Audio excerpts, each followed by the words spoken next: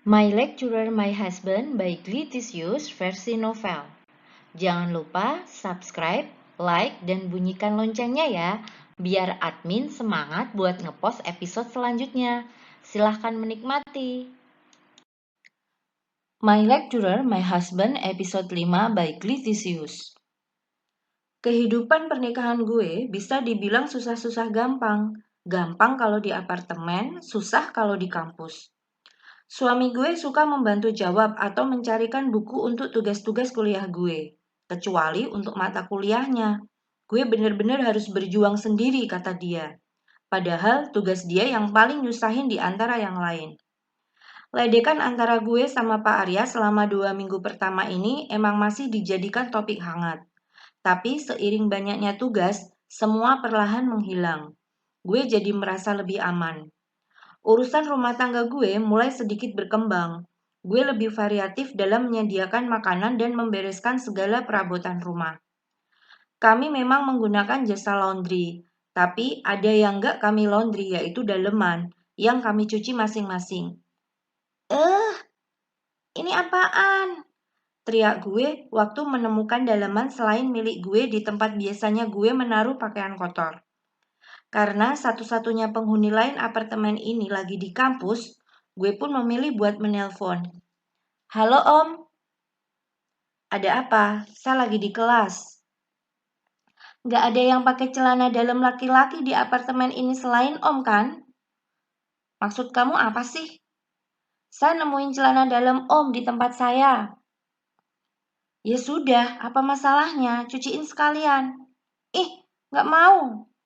Haruskah kita membahas hal sepele ini sekarang, di saat saya sedang mengajar di depan kelas? Tapi kan, tunggu saya, sebentar lagi saya pulang. Dengan sedikit takut-takut, gue memegang benda keramat itu dan mencucinya.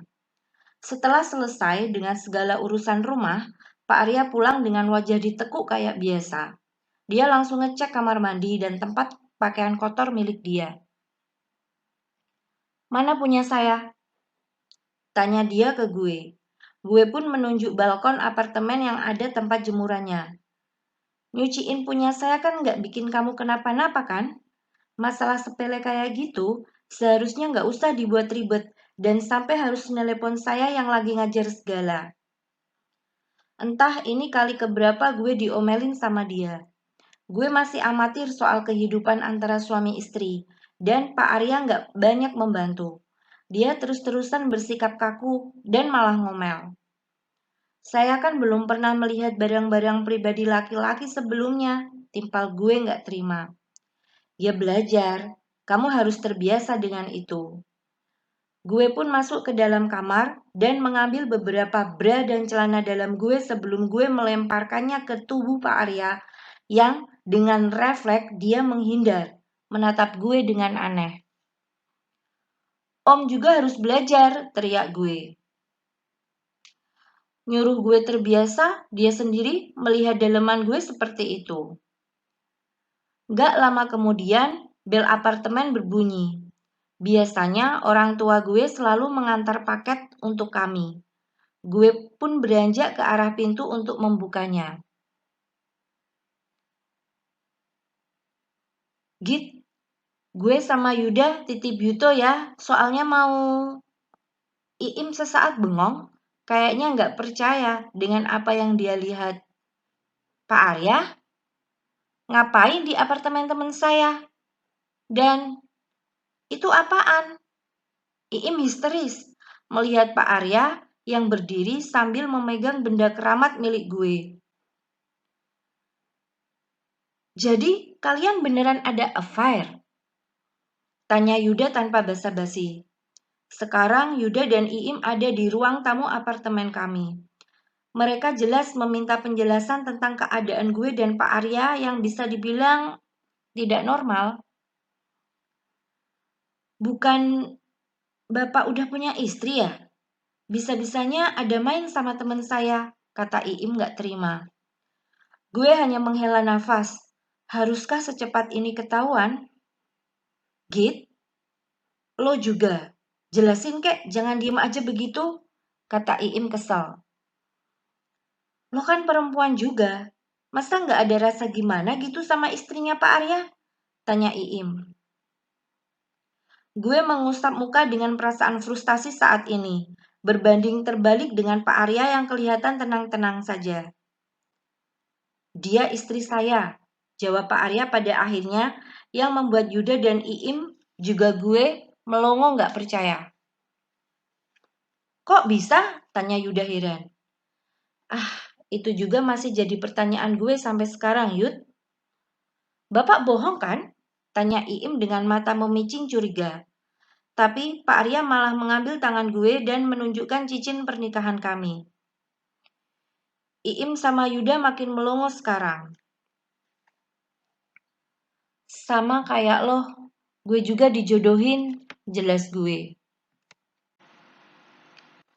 Sekarang gue sama Iim memilih untuk duduk di balkon bersama Yuto yang ada di pangkuan gue. Sedangkan Yuda dan Pak Arya ada di ruang tengah. Gimana ceritanya, Git? Tanya Iim. Gue nggak tahu. Gue pulang dan semuanya udah dipersiapkan. Nggak ada yang berjalan sesuai keinginan gue. Bahkan termasuk cincin pernikahan, kata gue miris. Siapa aja yang tahu? Tanya Iim.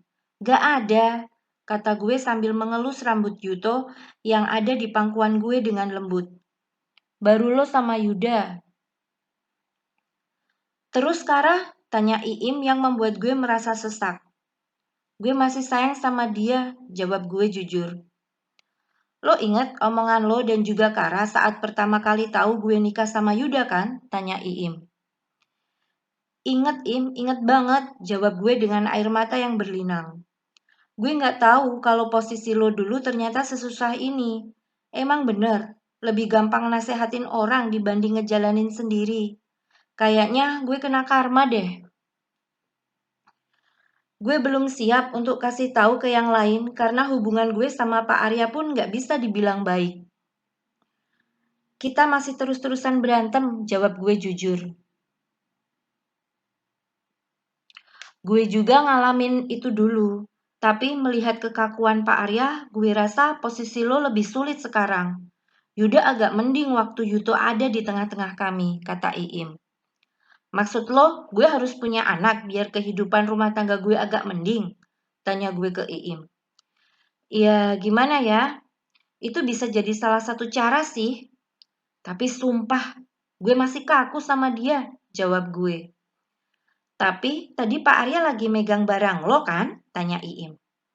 Ceritanya panjang, dan itu gak seperti yang lo pikirin.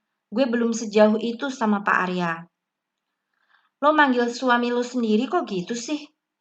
Gimana pun dia tetap dosen di mata gue. Mau sampai kapan lo sembunyiin semua ini? Sampai gue siap. Maaf kalau gue gak bisa mengambil tindakan seberani lo untuk mengakui pernikahan ke muka umum.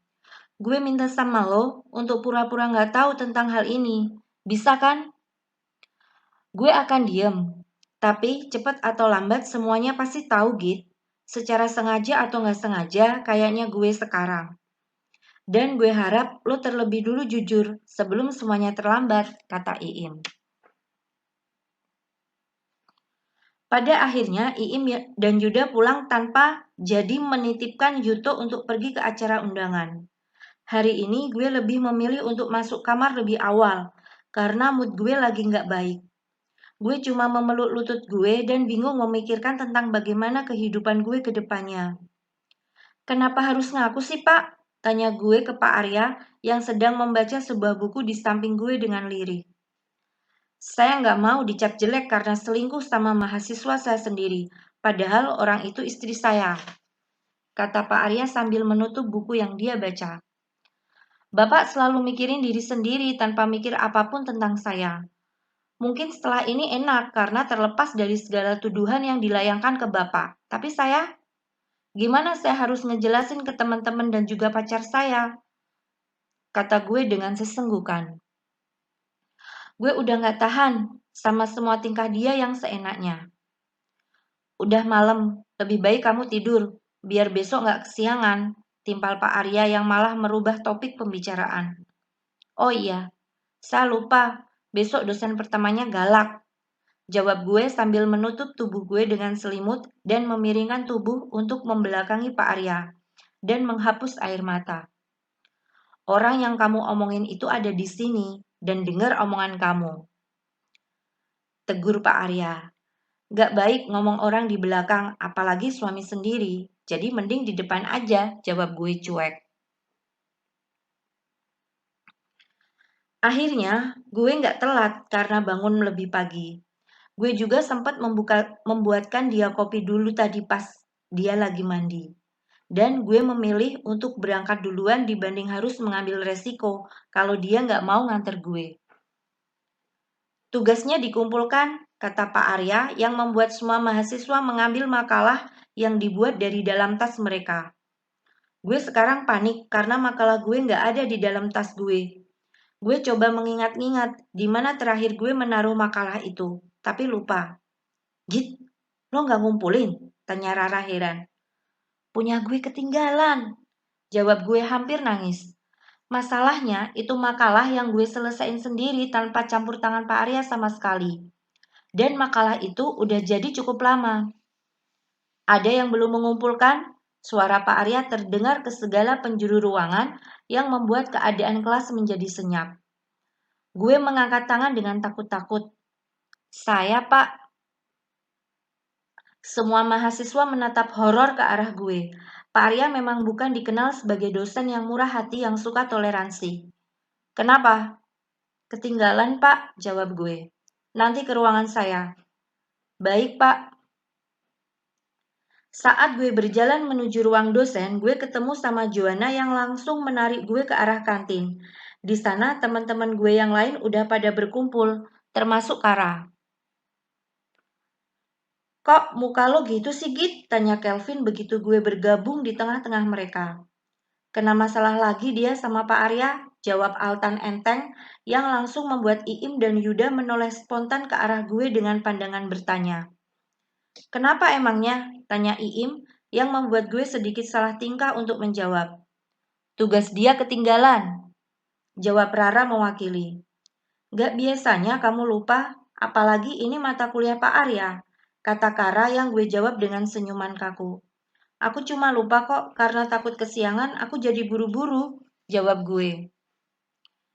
Lusa ulang tahun gue, jangan lupa lo semua dateng ya, kata Altan. Serius lo, mau nyewa spot bar? Tanya Juna. Iya, kan ada pertandingan seru, gak boleh kelewatan lah walaupun lagi party. Jadi sekalian aja. Anak gue gimana? Tanya Iim. Titipin aja sih Elah ke nyokap lo dulu, semalam doang ini, usul Hanif yang disetujui oleh Juna dan Kelvin. Acaranya malam ya Tan? Tanya gue ke Altan. Ya iyalah, lo pikir gue anak balita yang bikin acara ulang tahun pas sore? Tanya Altan balik. Gue pasti harus izin sama Pak Arya dulu dan dia belum tentu ngizinin. Gue gak janji ya. Ah, gak asik. Kenapa sih Git? Tanya Joanna penasaran. Gue gak yakin bisa soalnya, jawab gue sambil nyengir canggung.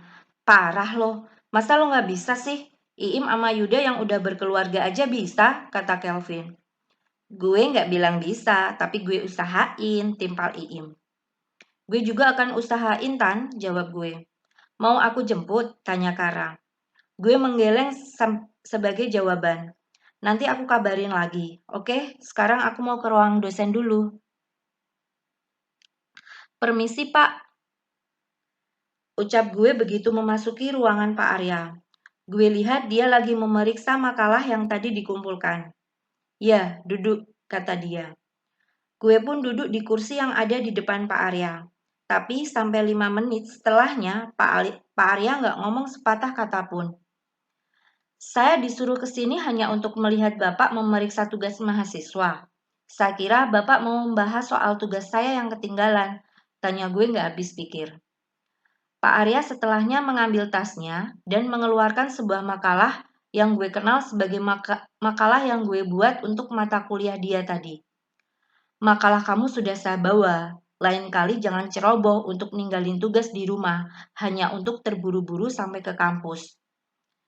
Terus kenapa Bapak manggil saya ke sini? Kan tugas saya udah ada di Bapak. Kamu yang nggak mau pernikahan ini ketahuan orang banyak, bukan? Saya nggak mungkin bilang kalau makalah yang kamu buat sudah ada di saya karena kita tinggal serumah. Saya harus tetap memperlakukan kamu sebagai mahasiswa lainnya meskipun kamu istri saya. Lalu, sampai kapan saya harus duduk dan nontonin Bapak seperti ini? Sampai jam istirahat kamu selesai.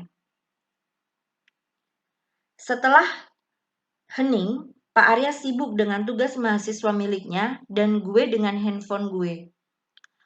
Lusa, Altan ngadain pesta ulang tahun di spot bar deket sini. Apa saya boleh ikut, Pak? Bar? Tanya Pak Arya. Spot bar? Nggak cuma bar. Sekalian acara nonton bola bareng, jawab gue. Kita bahas ini di rumah nanti. Nggak ada mahasiswa yang minta izin sama dosennya untuk pergi ke bar, bukan? Terserah deh, Pak, batin gue. Sekarang gue lagi di meja makan sama Pak Arya karena kita habis makan malam. Gue masih membuka kulit jeruk untuk diberikan ke Pak Arya. Saat dia bertanya, acaranya jam berapa? Mulainya jam 8 malam. Selesainya jam berapa? Seselesainya, jawab gue jujur. Dia sempat diam dan menatap gue dengan kesal. Perginya sama siapa? Pacar saya. Alamat tempatnya? Cuma 2 kilometer ke arah timur dari kampus. Alamat tepatnya, ulang Pak Arya dengan nada lebih tegas. Banyak nanya nih kayak wartawan. Batin gue. Nanti saya kirim location kalau udah sampai. Emangnya saya sudah mengizinkan? Kata Pak Arya. Kalau gitu ngapain tanya-tanya? Timpal gue kesel sambil menaruh jeruk yang sudah selesai gue kupas di depan dia. Buat bahan pertimbangan, jawab Pak Arya. Ayolah mas, kan gak sering ini, kata gue dengan memohon. Gue bisa melihat Pak Arya menaikkan 11 alisnya sekarang. Mungkin karena ini pertama kalinya gue memanggil dia dengan panggilan mas, bukan om seperti biasanya. Kenapa harus di bar? Tanya dia lagi. Spot bar, bukan bar biasa. Tapi tetap ada minuman beralkohol kan di sana? Tanya dia dengan menusuk. Sialan, gue diskak. Iya, tapi kan saya nggak minum, mas. Siapa yang bisa ngejamin? Saya. Saya nggak percaya. Terus, mas maunya gimana? Mas ikut gitu dan membuat semuanya tahu kalau kita udah nikah. Itu option pertama, jawab dia masih dengan santai seolah ini bukan masalah besar. Hah, dasar kepala, batin gue. Option lainnya apa? Saya yang antar kamu dan saya jemput kamu saat tengah malam. Kalau acaranya belum selesai gimana? Tanya gue nggak terima. Itu sih sepinter-pinternya kamu aja untuk cari alasan. Seperti biasanya, kalau malam gue berada di balkon untuk video call bersama teman-teman gue. Sekarang gue lagi video call sama Kara. Dan ternyata dia baru ingat kalau dia besok tidak bisa datang ke ultahnya Altan. Karena dia ada acara lamaran saudara sepupunya. Sepupu kamu umurnya berapa? Tanya gue. Seumuran kita, jawab Kara. Perempuan ya? Tebak gue yang dianggukin sama Kara. Kok bisa nebak? Tanya Kara. Ya, kalau perempuan seusia kita nggak aneh untuk menikah, kecuali laki-laki. Tapi kalau udah berpenghasilan juga nggak masalah sih. Kalau masih kuliah kan jatuhnya jadi ngebebanin orang tua. Kecuali untuk kasus kayak Yuda dan Iim, yang emang pada dasarnya mereka dijodohin. Kamu mau nikah muda? Tanya Kara tiba-tiba yang membuat gue salah tingkah. Hah? Enggak kok. Maksud aku nggak gitu. Jujur aja, aku belum siap kalau harus menempuh jenjang itu sekarang. Beban aku masih terlalu banyak menurut aku, jawab Kara yang membuat gue miris. Aku ngerti kok. Kamu hati-hati di sana ya, nanti aku minta tolong Yuda atau Juna untuk nganter kamu pulang. Jangan pulang sendiri, oke? Aku nggak akan pulang sendiri kok, jawab gue dengan setengah meringis mengingat percakapan gue dengan Pak Arya tadi. Aku mau ngerjain tugas dulu. Good night, sleep well, sayang. Kata Kara sambil mengecup layar handphonenya yang gue balas dengan lambaian tangan. Semangat ngerjain tugas ya. Setelah itu, gue menutup panggilan dan kembali merenung. Kira-kira bagaimana ya cara menyampaikan yang tepat kepada Arya? Kalau kasus Iim waktu itu, Johan dijelaskan sama ibunya Iim, dan Johan juga yang melepaskan Iim. Kalau gue ngarepin siapa yang ngejelasin ke Kara, Pak Arya, dia aja nggak peduli kalau gue masih punya pacar. Gue mendengar pintu balkon terbuka dan Pak Arya ikut menyusul gue ke balkon. Tidur, sudah malam. Besok kan bukan dosen galak yang ngajar jam pertama, kata gue mencoba cuek. Mau saya kunciin di luar sampai pagi, tanya dia. Gue masih trauma dengan kata kunciin semenjak dia beneran ngunci gue di dalam mobil waktu itu. Jadi gue memilih untuk beranjak masuk ke dalam. Kapan sih om gak ngancem? Tanya gue kesel sambil ngelewatin dia gitu aja. Panggilan buat saya berubah lagi. Jadi kamu manggil saya mas cuman supaya diizinin ikut ke pesta Altan? Tanya Pak Arya yang membuat gue menghentikan langkah gue dan terpaku. Saya belum memberikan izin kalau kamu ingat, kata Pak Arya yang membuat gue membalikan tubuh gue untuk menghadap dia. Bapak ngancam saya, tanya gue gak habis pikir. Anggap saja ya, timpal dia dengan kedua tangan bersidekap di depan dada. Saya kan udah setuju sama option nomor 2 tadi. Tapi saya belum mengeluarkan kata mengizinkan kamu untuk pergi. Barusan Bapak ngomong, kata gue gak terima. Itu contoh, bukan latihan soal. Terus Bapak maunya gimana?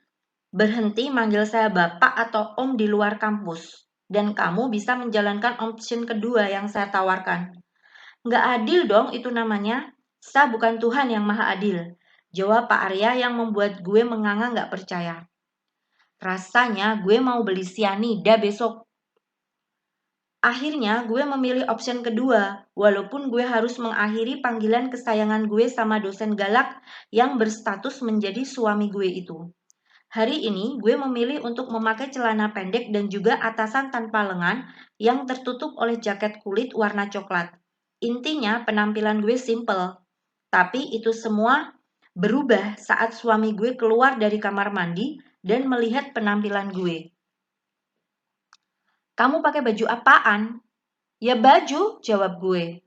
Jangan pakai celana pendek kalau mau keluar, apalagi ini malam.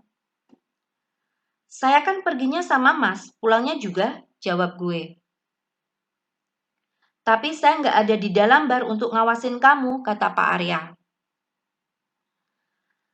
Dia membuka lemari gue dan mengobrak-abrik isinya. Beberapa baju gue yang digantung dia keluarin dari dalam lemari. Mas, itu udah rapi semua, teriak gue gak terima. Dia malah memberikan gue sebuah gaun panjang alias gamis yang biasa dipakai kalau ada pengajian atau acara religi di kampus. Nggak sekalian dia nyuruh gue pakai baju tidur gue yang berbentuk daster. Yang bener aja, masa saya pakai ginian sih? Kata gue gak terima. Cepet ganti sebelum saya gantiin, desisnya tajam. Gue ngebuka jaket gue dan baju gue yang membuat Pak Arya spontan memalingkan wajahnya. Dan gue mengambil pakaian seadanya yang udah berserakan di kasur gue. Sampai kapan mas mau diem di situ? Cepet, keburu telat, kata gue setelah selesai mengganti baju. Pak Arya kemudian menyusul gue dengan kikuk. Sekarang gue tahu apa kelemahan dia, melihat perempuan gak pakai baju. Besok-besok gue akan mencoba cara ini. Terima kasih ya, sampai bertemu di episode ke-6. Jangan lupa subscribe, like, dan bunyikan loncengnya ya. Terima kasih.